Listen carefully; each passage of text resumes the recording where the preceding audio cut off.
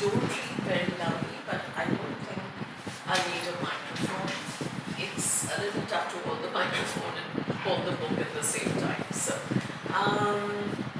I first obviously want to thank Ranveer. We've known each other for many years, but haven't met for many years as well. And for this wonderful invitation by him, Prakriti Foundation. Thank you to Harish and to Meera, done a lot of the organizational work.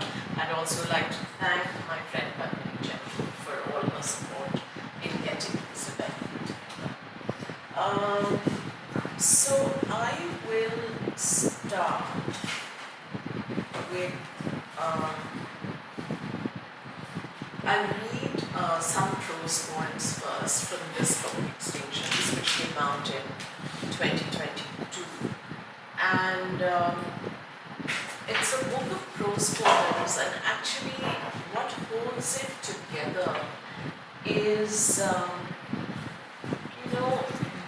I have been for many years thinking about things in our civilization which are dying over the years.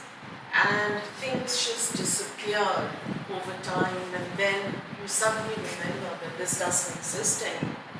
And I'm talking not only about objects, but I'm talking about gestures, emotions, ways of being, ways of thinking that the civilization has lost or is losing. And we're not a museum culture here in India, which is not a bad thing, I think, sometimes. And so I feel in this work I wanted to just catch these things in their twilight, as it were, as they were fading. So that's what this book is.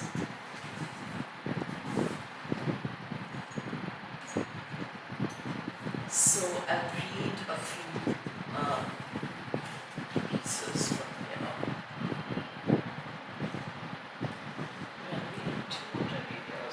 Once I finish before I begin the verse.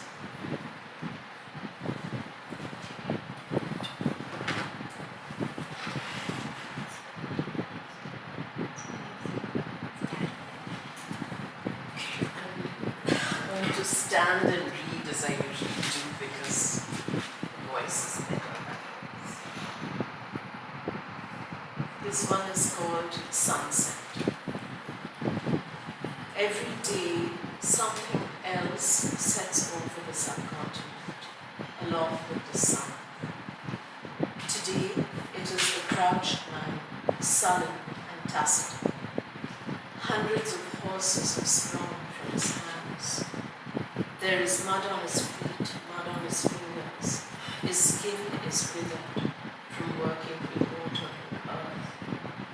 Crouched, he travels towards his own extinction. He wants to whip the future, which is always somewhere else. He wants to watch it whimper in terror, wants to shatter its complacent stride forever. Only the trees and rivers have a future that stays with them, wherever they are. He is jealous of the sun which will rise again. He crouches and turns his face away from the light, turning and turning away till his neck can swivel no further. His sons do not crouch near the potter's wheel. With erect spines they leave to work as sweepers in humid, dilapidated, malarial government offices. The horses he made never looked him in the eye. Their gaze was always turned towards infinity. That same infinity that cares nothing for the movement of time, does not acknowledge the future, that crucible of fate. That same infinity that spills endlessly from the eyes of God. No moon and stars follow in the darkness that comes after the crouching man sets. Like other things become extinct, he rotates on his own axis. If he looked up, he would see palm leaf fans revolve, and scalloped bell metal bowls and clay pitchers, each thing made by the hand, related like planets. The Emperor Jahangir, with his hand on the flank of an Abyssinian zebra, revolves in that same darkness. The zebra was given to him as a gift in his 16th regnal year, 1621. Jahangir repeatedly touched the animal to see whether the stripes on it were painted. He had never seen anything like it before. One might say that the painter of fate with a strange brush had left it on the page of the word he wrote. Zebras still run in the plains and grasslands of Africa. Jahangir is conserved in his portraits and monuments. It is the orb that is extinct, part of a species of emotions in which the center is outside the self. Ustad Mansoor, master painter at the emperor's court, painted the zebra at the emperor's orders. The zebra looks towards the right, held close within a border decorated with flowers and leaves. Okay. Thank you, Alicia. This one is called Obhiman, which is, if you say it is Abhiman, you all know it's a Sanskrit word. But in Bengali, it's a much used and much loved word. Again, fading. Obhiman. In Sanskrit, Abhiman is arrogance, pride. The word is definite and closed. Great classical languages have words for the grand emotions, the most complex philosophical insights. When this word comes into Bengali, it loses its rigidity. It gathers moisture, firm earth giving way to a sudden still pond into which trees gaze, so numerous in the Bengal landscape.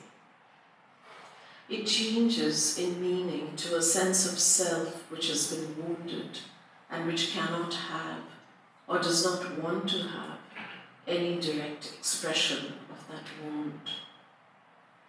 This can occur only between those who share the most vulnerable of relationships, lovers, parents and children, the nearest of friends. Bengalis are a loquacious people, but in Obhiman there is silence. It is on the face, in a gesture, in the eyes, and if there are tears, they are held at the edge and rarely overflow. In a woman, the drape of the sari could almost hide it. We are an argumentative people, but in Obhiman, there is no argument or fight.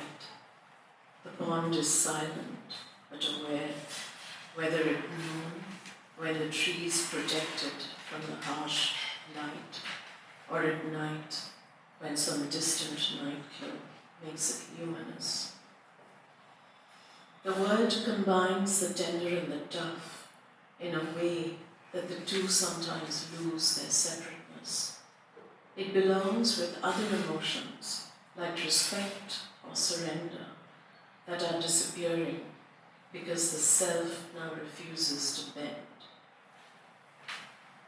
Obhiman assumes a childness, a kind of wound in love, or wounded love, of which only a vernacular is capable, a daily tenderness, a contiguous self, a searing need for the other. Tigers still wander in the mangrove forests of Bengal. There are words that give expression to the inclination of a culture.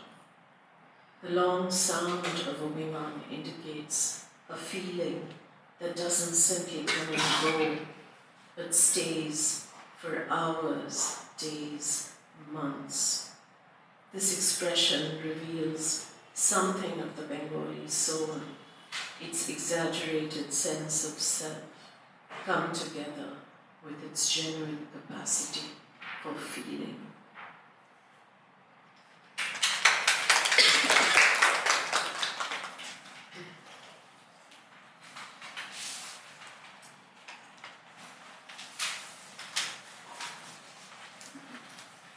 Morning.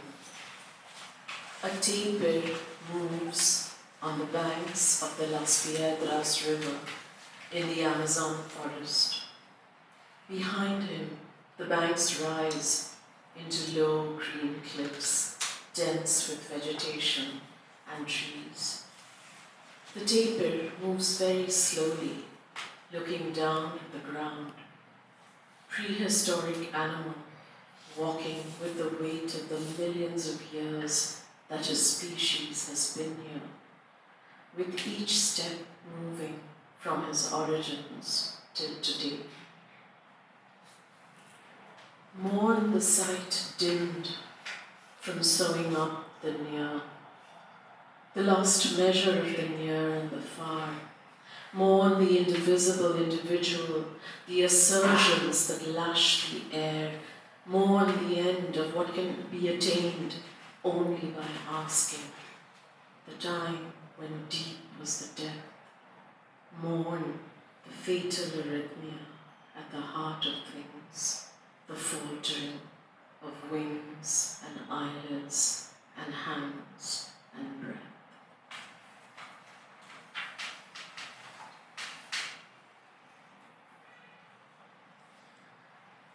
Grammar. Only language can describe human states that are rarely attained. Abhay. There is a kind of infinity in the taking away of fear, a vision of something without impediments. The negative definition is a conscious movement, a traveling away, a growth, or a traveling towards Advai. It is a movement not found in a definition that is positive, that does not require a striving for. Here is drama sprung from the depths, showing a way towards the possible. Akshara.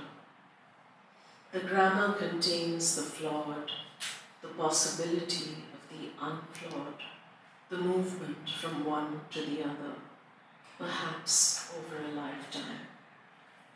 Aditi, a denial that begins the shedding of a weight, becoming lighter, defying a certain kind of gravity.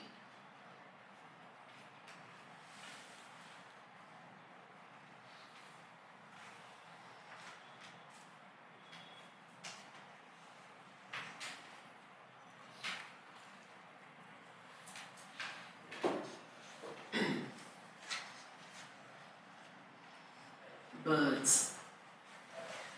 The rosy starling appears in flocks on the Indian coral tree as it flowers in late March and early April. Its body has a rose-pink mantle and breast. The head and wings are a deep, shining black. 31,000 of them die this season when unseasonal rains come, and with it days and nights of hailstorms. Red-rumped swallows have dark metallic blue and chestnut bodies and a long, deeply forked tail.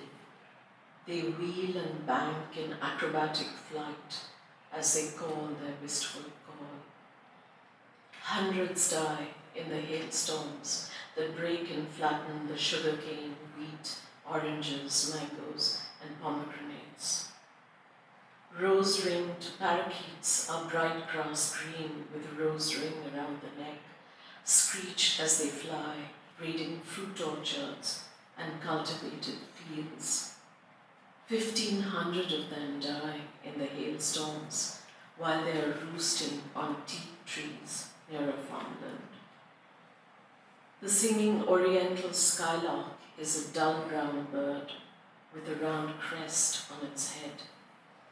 It rises high and drops low in its flight, sometimes hovering for a time in between.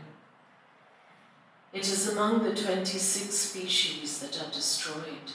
Everywhere there are the broken stalks of crops, twigs, leaves, and branches.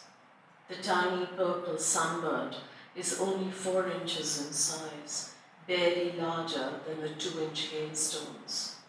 Purple on the throat and rump, a metallic green crown and shoulder patches, and a deep maroon collar. It is a restless bird of foliage, regularly visiting flowering plants. Sparrows die, and red-vented bulbuls, and miners, and the larger francolin partridges, black drongos, cuckoos, quails, quails, doves, cattle egrets, black-headed ibises, painted storks, ruddy shelducks, northern shovelers, and owls, bringing the number of deaths to over 65,000. The land is strewn with the wreckage of broken nests, smashed eggs, and the most delicate bones.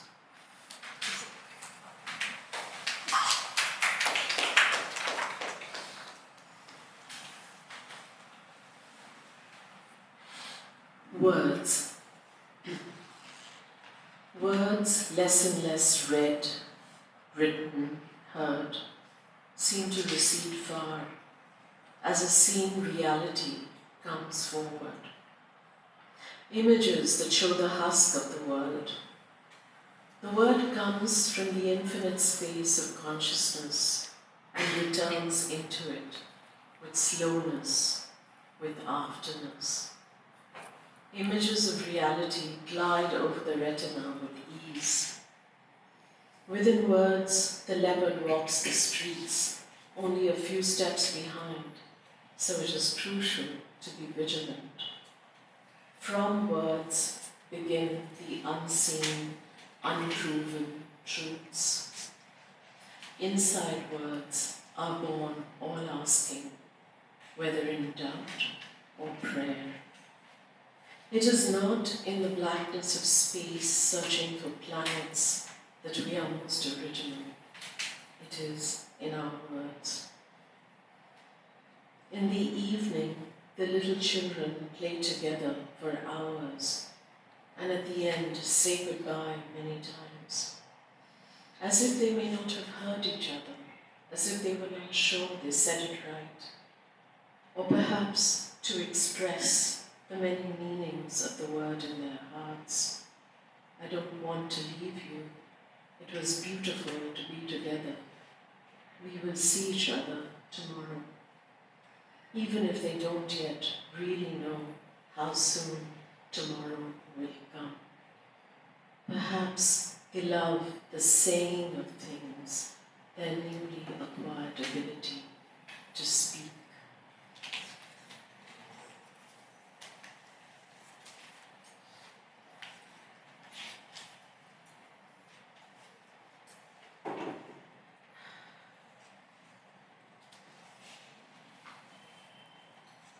Stone. Stone dusk, stone attention, stone hands that indicate, granite and laterite, stone love, stone desire, stone backs ending in perfect waists, lotuses, the shade of stone banyans in which stone bulls rest, red sandstone and basalt, stone daggers plunging through stone rage, stone wings on which the gods are borne upwards, their feet resting on empty space. Stone pelvis strength, stone tendril tenderness.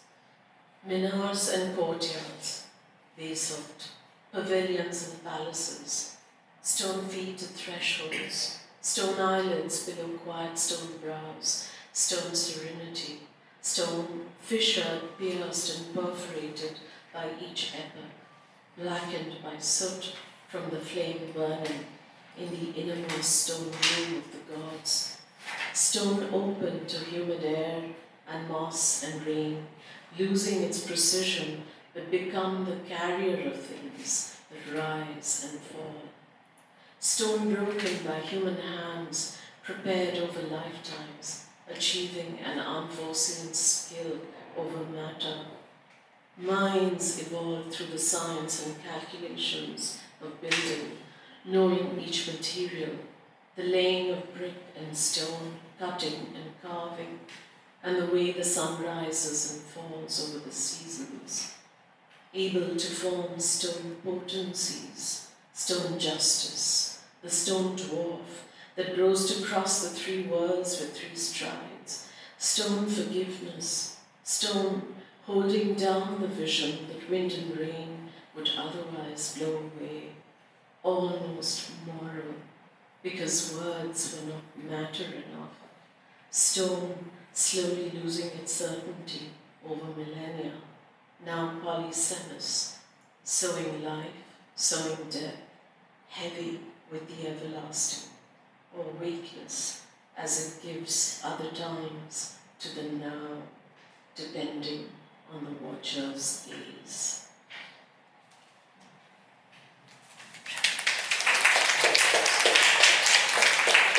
So I very selfishly asked Sharmistha if I could read one of her poems.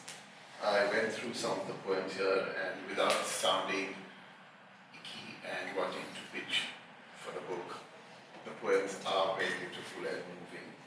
And there was one that I was particularly moved by. It's called Smile. And the book also has illustrations and photographs.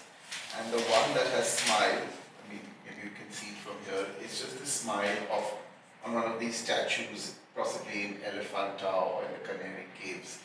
And also think, I mean, the visual that came to my mind was sometimes the smile that you see on the bronzes in temples as well. Smile. It has taken thousands of years to attain this smile, the moving from what is to what can be, the body implicated in touch and force, extension and motion, the face quiet, the lips closed, on the face a smile, not of delight or satisfaction, but a smile almost imperceptible, the minutest movement of the closed lips. Always on the faces of the gods, but also the apsaras on temple walls, the dwarpalas, the sculpted couples sitting in love, the courtesans, the monks. Almost imperceptible this smile, but leaving itself behind even on stone faces that are smashed, on broken lips and eyelids. The eyes that had to look far and discern danger, the predator in the high grass, the enemy behind the hills, could perhaps turn inward after centuries had passed. It has taken thousands of years to learn this smile, for us to know that it is not always just for the gods. Never a face that suffers in stone or wood or clay. Always the face composed and poised, equivalent, not denying suffering, but including it. In a desolate museum near a small medieval town, a solitary caretaker sits on a broken wooden chair. Among the weeds and tall grass behind him are faces and bodies made of stone, standing under the open sky, a smile worn down by sun and rain and dust. Some lie on their sides on the soil. Dust falls here with the weight of 1,000 years. The caretaker has been here since he was a young man, and he has now, after decades, understood the smile, how it rises from the spine upwards, with the body's sap and blood and breath unbreakable.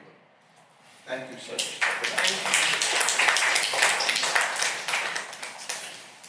I'll just continue with my poems and then Yes, we and then can we can talk jump. after Yeah, that. absolutely. So, this is a book of poems that came out right before extinctions. It's called The Gods Came Afterwards. I'm not really going to say anything about it. I think you see what the tone is and just read a few. This is one chapter. Yeah. Sorry, I just. There's more here if you like. I'm good.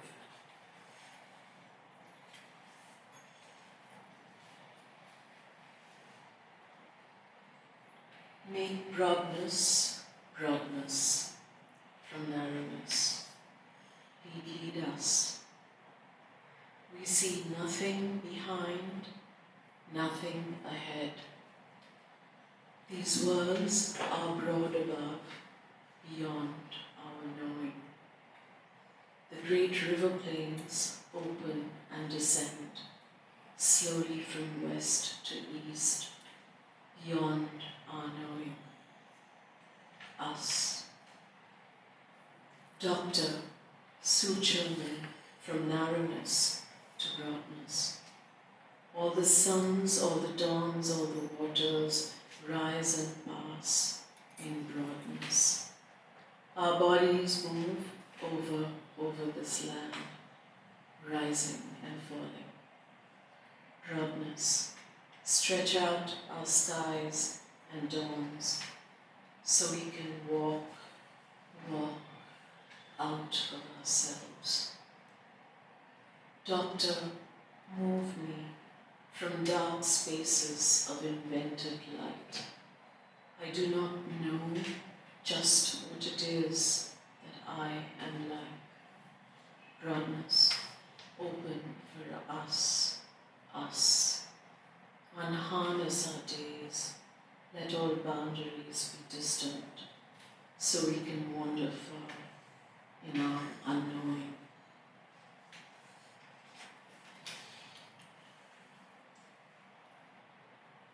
A snake eats a manna head first. Yellow legs extend from the snake's filled mouth. The cattle bellow, tethered to ancient trees. Dung fills the tall grass. Thunder strikes at the humid air. There is no I in the breath. Roots wind through fallen leaves. The terror of an owl smashes into a tree trunk, loses a wing, drops below into dried weeds. There is no I in the breath. The seasons are muscular and original. What should I speak? Thunder strikes again and again. What is real must be harvested each day and threshed and ground, put through fire, then eaten. What should I imagine in this place where we become? Our sight is made from our seasons. Bring us the rain.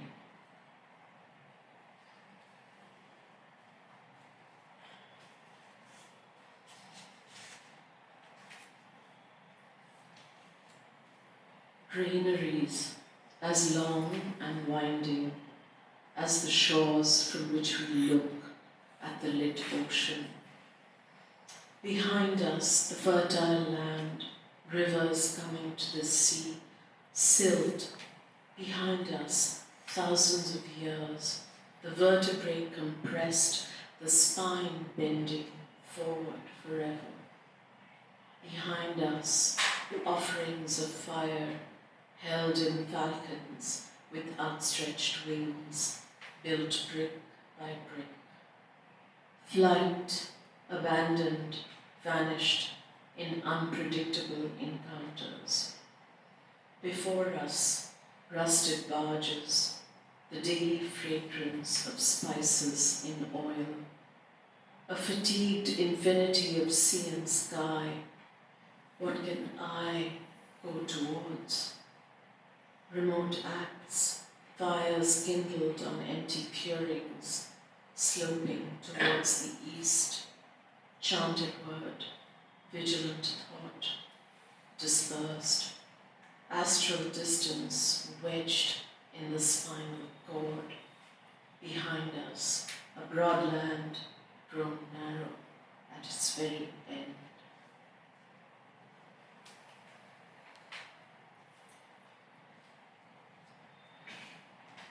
These scorched feet, this slow walk around fire, these palms skimming flames, this being witnessed, this undispersed ground, this unexhausted circle, this unrigid truth, this unstone, this fire, this slow centripetal force.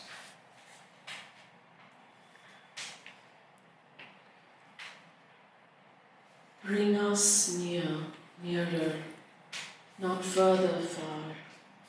Take us close, closer, unbuild us to soil, gravel, mud. Fold back the excess of cloth so we may breathe again. Unmake us. A nocturnal sorrow opens over the great river plains. The falcon with a single wing flies alongside. Move us from unfire to fire. Return stone to the mountains. Unfirm us. The alcoholic stoops low on his plastic stool in the middle of the precarious alleyway. Unsure our voices so we can listen sometimes. Make us many, the not one, and only then make us one, the not two. Take us away from calculations, so there remain only near and distant, high and low, early and late, para and apara, the front and the back, and the four directions.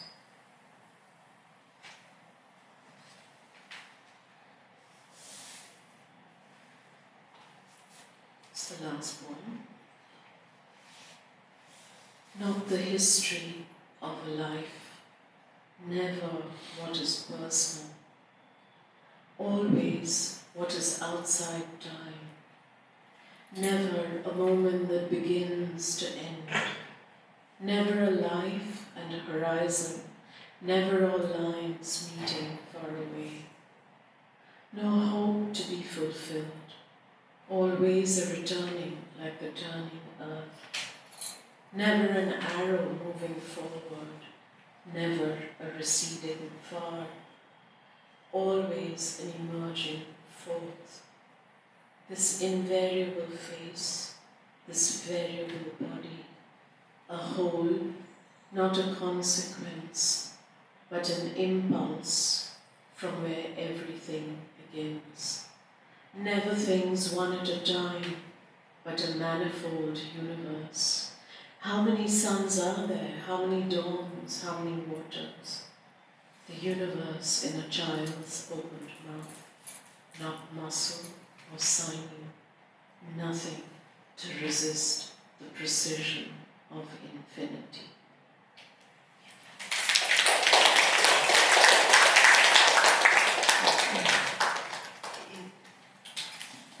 Thank you so much for that. Do you want to, since we are talking about, we've just read from this book, to also give the audience a bit of the reference about this book? Not right now, actually. Okay, maybe later. Little later. So then we'll start at the very beginning. I mean, clearly you're a very prolific writer, editor, felicity with words. When did it all start? Was it something that came to you in school, growing up, later in life? No, I was always, I'd love to be able to say, I always think, there's so many great writers I admire, and they say, I wrote my first poem at age 6. And the thing is, I did not write anything at age 6. It came much later to me, and I think that writing requires maturity, it requires life experience. You can't have a writing prodigy who writes fantastic poetry at 10. And that's the nature of language. I used to be a great reader ever since I was a child. But writing came to me much later and kind of accidentally when I was in the States. I was studying in the States, and I took a writing class, and the teacher said, you are a really good writer. You should do writing. And it happened that I was at the place at the university which had something called the Iowa Writers Workshop, which is, as you know, very well known, and it's the first ever writing workshop in the world. And so I applied and I got in, and I just realized that this is what I want to do, and I met fantastic writers there. We were taught only by practicing writers, and I had some brilliant classmates, and I never looked back. I knew that this is what I wanted to do. Yeah. How do you approach the work between just these two books? There's such a difference in genre. So do you write, or do you work on one set of poems, or is it what comes to you that day? What is the sort of mechanics? You just get up and say, I write in the mornings and whatever comes, and then I'll put it into one of my collections. How does it work? Just sort of the behind the scenes, as they call it in Instagram sensibilities. I usually work on one book at a time, and when I'm working on that book, I get up in the morning and I write every day, because I don't know, someone from Indulge Express or something sent some interview questions where they said, what is the approach you have to writing? And I said, I can't even answer that question actually. It's so one with my person now, and I think my friends who are artists sitting here would probably say the same thing. But it's a question of discipline, as with any art form, and you get up and write every day, and it's usually one book because you're pursuing maybe a certain, I don't do narratives much, a thought, you're inside a certain feeling, thinking world, let's put it that way. The universe of that book Yes. is being formulated. Yes. And so I will keep going till the book is finished. Sometimes, with Extinctions, what happened is I was working on these poems. Once in a while, something came to me which I knew had to be prose, so I put it down. But that's kind of a one-off. Let's move to your work with Almost Island. Can you tell us a bit about the genesis of it, what it was? Some people here in the audience know about it, but many don't. And what happens with that, the discussions, the online conferences, and where is it at today? Right. So, I started Almost Island in 2006, and it's basically an online literature journal, and I had a co-editor, Vivek Narayanan, who's an excellent poet himself. And we sort of said we will not do anything which is conventional. We will do writers who are taking risks, who are experimenting, and that's how we began. And we've crossed our 15th year now.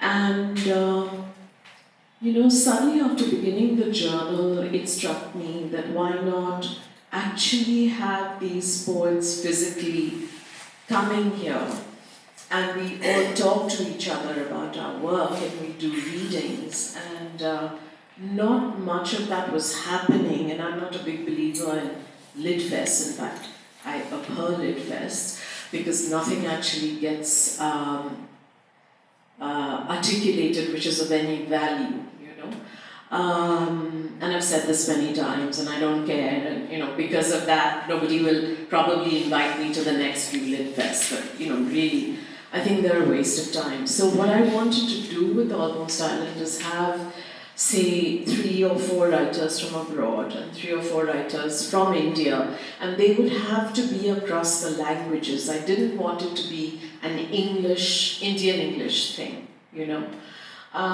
So that's what we did, and from the very first one, it just really succeeded in a deep sense of the term.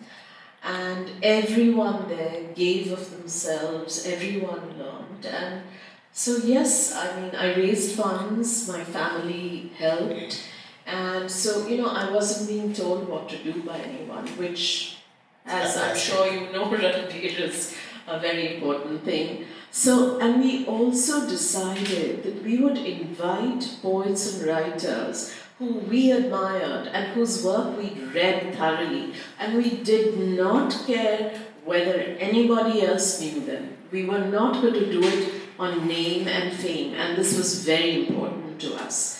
So we've gotten some great world poets who have later gone on to win huge prizes, people who have been nominated for the Nobel, and but we did it out of our genuine admiration, and so we've managed to, even after Vivek left because he moved to the States, and and I think the learning has been immense, and very often I meet younger people, I do it in Delhi, who will come up to me and say that, Almost Island is what kept us going, kept us writing, and many of them have become writers now. They're writing really well, they're abroad, they're studying.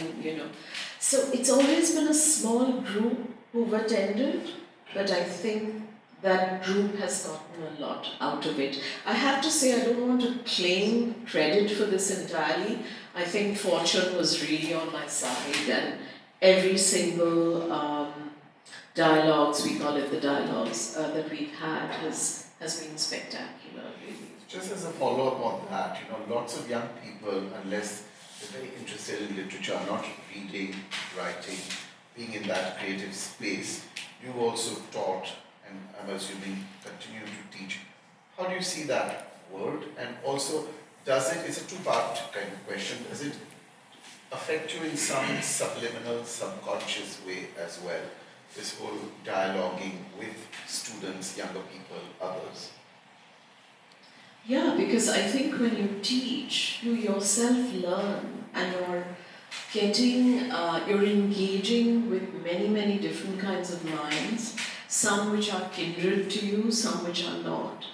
And I think what I've seen largely, in Hong Kong, here in India, when I've done workshops, is, I think there's a lot of fear of not being able to succeed. Because when I begin, Hong Kong was a full-fledged MFA program, and you have people from many different countries. And in the first few classes, I just asked people to put down a few lines without thinking of a story on whatever meant something to them. And you cannot imagine what beautiful work came out of that. Later on, it all vanished and when I asked why that was, they said, well, because unless I have a story or unless I'm following a narrative, I can't just be following my heart because then publishing will get really difficult. So I think this is a major obstacle, Ranveer, because in my generation, I think when we started writing, many of us, I don't think that's the first thing we thought of. I mean, you may take 15 years to write a good book, So I think people don't, endurance is very important. Can we talk about the gods now? Yes. So this book, I had been studying the Rig Veda, not in the original. My Sanskrit isn't good enough. And Rig Vedic Sanskrit is not the Sanskrit which we know today. It's mixed with many other languages. So I was reading a huge 4-volume translation in English, and there was something about the Rig Veda, we don't read it as a text in this country, right? We read other things. We read the Upanishads and we read the Bhagavad Gita. But what really struck me about the Rig Veda is it's before philosophy in a sense.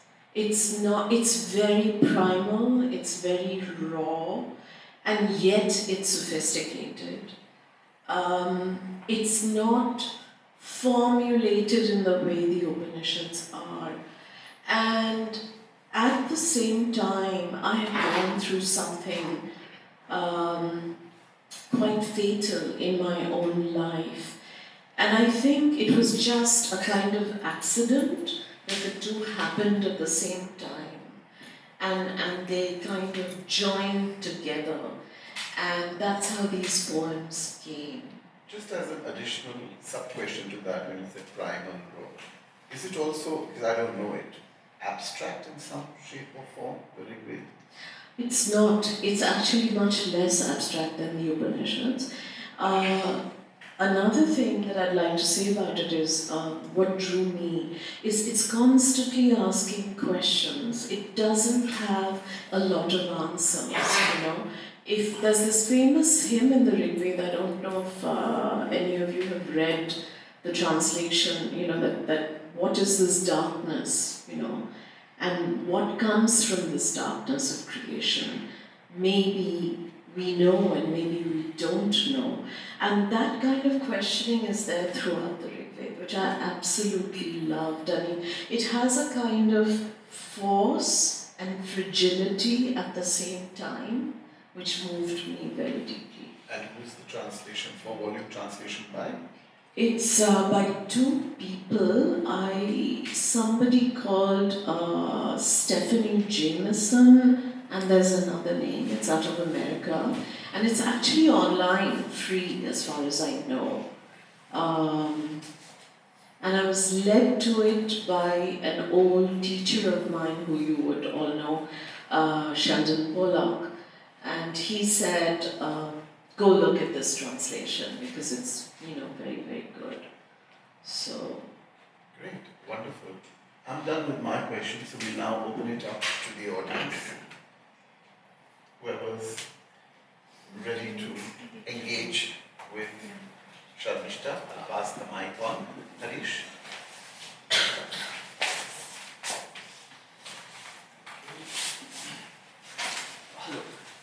So one of the questions that I have is related to the book Extinctions. Listening to the poems that you read and poems that have gone through. The poems are like littered with what can you call as fierce presence, in the sense of witnessing, as in the speaker / poet as a witness to the event, as in the event of fading, of going away, of extinction itself. And that's very interesting to me. What does it mean to witness? As in, language itself becomes a witness at a certain level. Then you have the poet who's witnessing.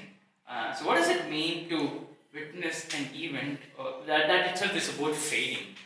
As in, the question could be something like, you know, if a tree falls in the forest and the poet witnesses and says that the tree has fallen, does it make the tree immortal?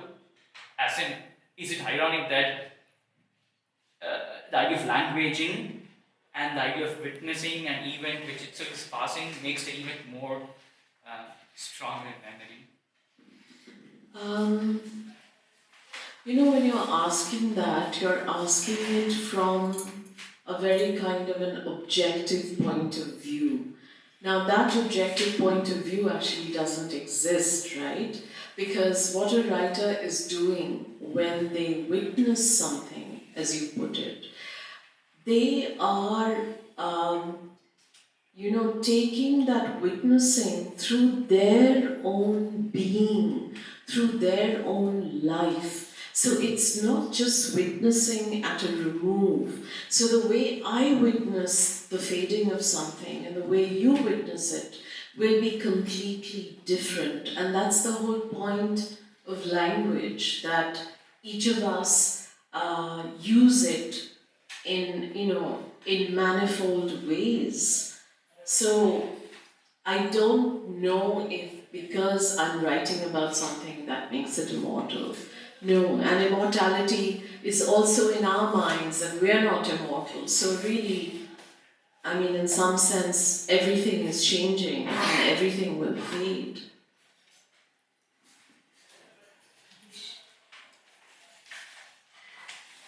Hi, Srilata. I had really enjoyed your review.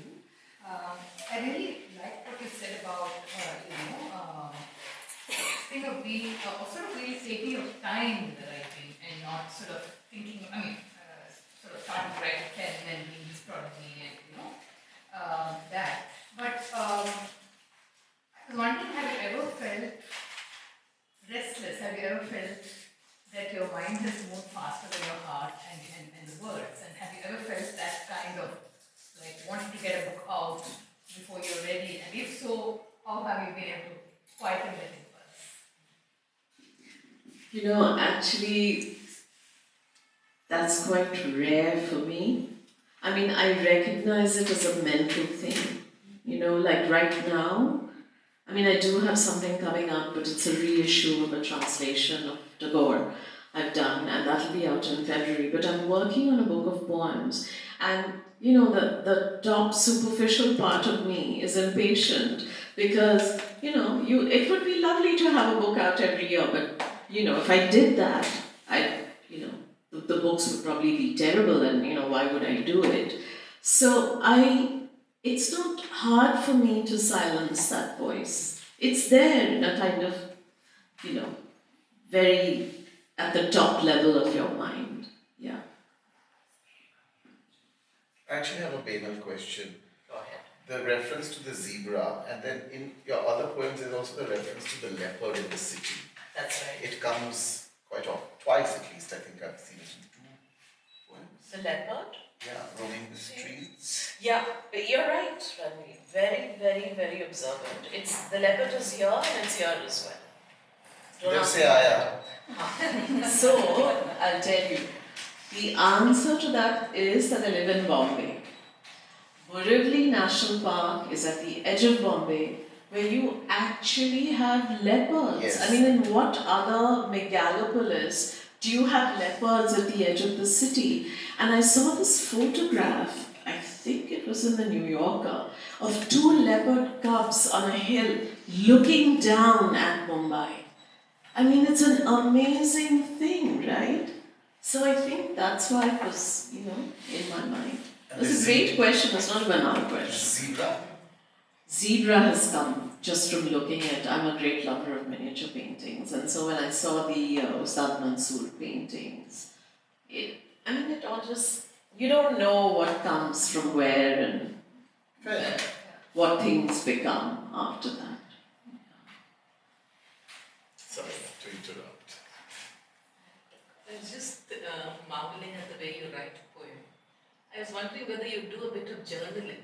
Do you read the newspapers? For instance, when you're talking about the birds, this many thousands of birds died. And you kept on saying that, gave some statistics in fact. For instance, if you're writing in a newspaper or making a research journal, writing in a journal, you would actually quote the source. You say that as per this report, this many birds died. So which means that you are maintaining some kind of diary or some journal, and that prompts you to write. I'll answer that. So this also came from something that actually happened, and there were these hailstorms and very inclement weather in Aurangabad once when I think my husband and I were there, and a lot of trees had fallen, and then I was reading, in the papers about what was going on, and I saw this, and it moved me very much. And then, of course, I got into it more, and I researched what actually happened, and they do have statistics, and these are real statistics, they're not made up. If I'm ever using anything which seems factual, it's always factual. I mean, I want the reader to know that. So do you have an abstract at the end of the poem saying that this is the source for this? I don't think I need that because I'm not a non-fiction writer. I think it's quite obvious to people. I mean, I don't know. I've never asked anyone exactly about this piece. So. Hi, is it Simon? Okay, now I just want to know, when you're working on a book, is there a moment where you know that it is done, that you're done with the book? Is that something that you could talk a bit about? Yeah, I can. Knowing when to stop, or You know, for me, I feel a book is done when it's like I feel a fire is burnt out and there's just ashes remaining. And I know I've put everything I have at that time into that book, and I don't have anything more to give. That was a very poetic answer. Thank you. Is that the end moment? Any more questions? Having followed your writing from book one, your words actually dance. Have you ever thought of having it performed as a, say, I'll give you an example. Namutswamy, the Tamil theatre director, worked with words. So there will be one line which a person will say, and same line will be repeated. So you savor the words, and you hear it, so it's said in a different expression. So the words hit you. Have you ever thought of performing your text in that fashion? I haven't, but I suppose I could ask Padmini. She's right here. There's a collaborative project in the making. It would be quite exciting because I admire her work a lot, but I won't oppress her with it. It's true.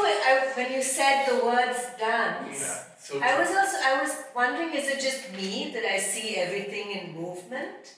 But there was movement, and there was a very clear beginning and a destination. That was very like the spirals that I've been kind of obsessed with for many years. So. Because rhythm is very important to me, Padmini. So the sound, I mean, as it is to any poet, you can't work without rhythm and music. I mean, you may determine that yourself, what you find musical, but it's really important, and where the accent falls and where the silences are, it's really important. So yeah, that's a good thought that you've put into my mind. No, actually, I can see a performance actually. Really, read it. I was thinking, I'm just going to end it, I don't know if Ranveer has something else in mind, but I'll just read a tiny poem, which, I don't usually say this when I'm reading it, but since this came up, where is that?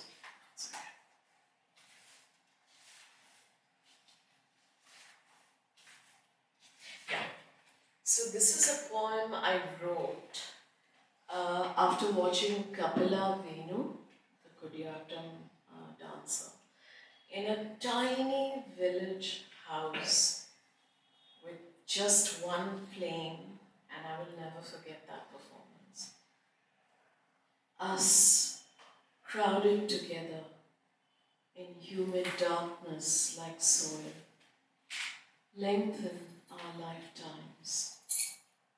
The wet green hills grow evening black, the lamp flames, truth's veracity bends, gutters rises, darkness stays still, saliva drips from the gods outstretched tongue.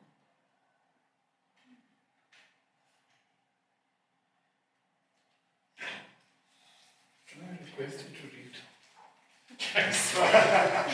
Are you sure As an we should end encore. with this? It's Yeah, very, it's fabulous. it's a disturbing piece. That's good. Why should people always be happy?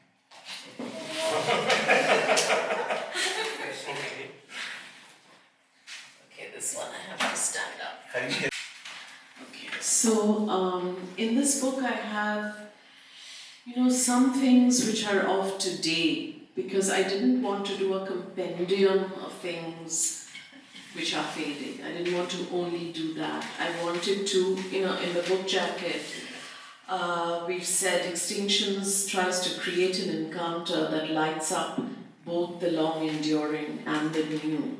So I wanted to sometimes shine a light on what we're living here, today.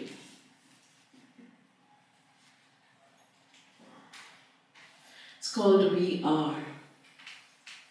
We are the slow churning of cement mixers, the leaden mass of concrete. We are the pools of fresh water at construction sites, from where the Aedes mosquitoes rise with the sun. We are the debris of old mansions grown useless, the grey air filled with enormous particles of dust hanging low in the early morning light. We are the strained breath and the respiratory infection, the pneumatic drill that bores through our visions.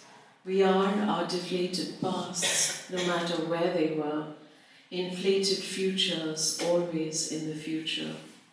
The fever, dengue-ridden present, the stench of urine from roadsides and bushes and vacant plots is our own stench, making an ornament out of sudden flowers. We are the flared temper which lights our way, the leper begging with his stumps, since the hands that move and create life are long gone. We are the holes in the road through which we fall but never far enough.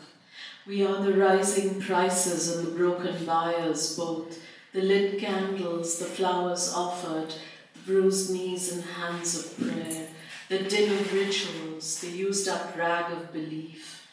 We are the women in crowded banks that lock in the smell of sweat, planning their savings so they can leave for New Zealand, Australia, Canada, America, Dubai, Hong Kong, Singapore.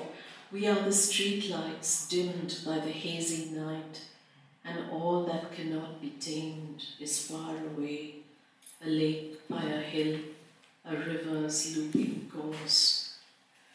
We are the lonely skywalks at night where idle men wait to attack exhausted women going home. We are falling debris, dust and mud. We are rising steel and iron and glass, an alpha city like Milan, Madrid and Moscow, impacting the whole world, falling against it, pushing it on its axis. We are the man slamming a woman's head against the windshield of a sedan as he drives. We are the man who is passing by that calls the police. We are the police who ask him to call a different police station. Under a heinous sky, the irascible wind blows. We are the roads whose innards are dug up and heaped on either side.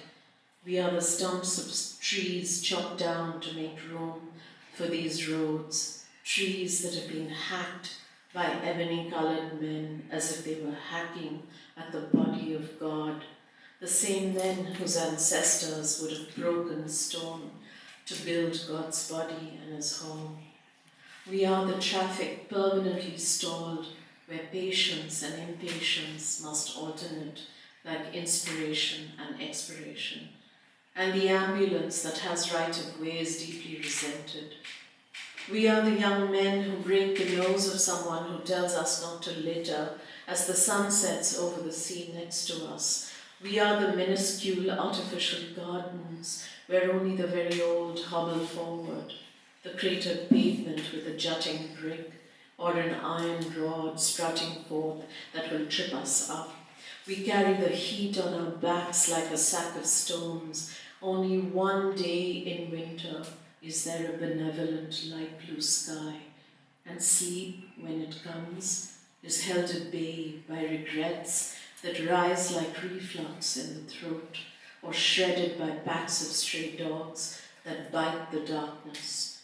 We are the ocean wrecked by the garbage in our gut, moving slowly with a long way to go. Because only very far away, thousands of miles from here, will we become pure with only salt and fish and reeds and the wind.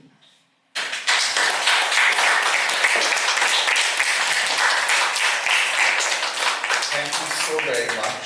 Thank you all for being here. As I said, books are here. I'm sure you'll be happy to sign them Of course. for people who buy them. Thank you all for being here. Feel free to chat with Sharmistha.